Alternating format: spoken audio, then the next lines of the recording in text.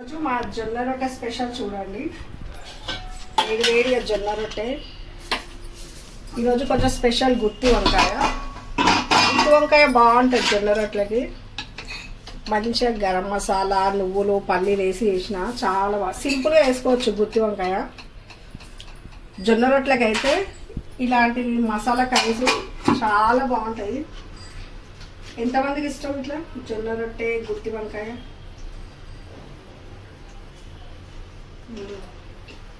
చాలా బాగున్నాయి.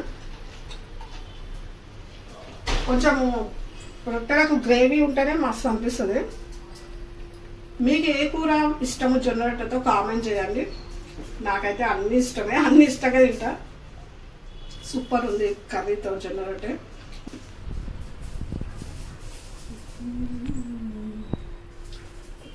కూర అయితే బాగా అయింది, సూపర్ అయింది.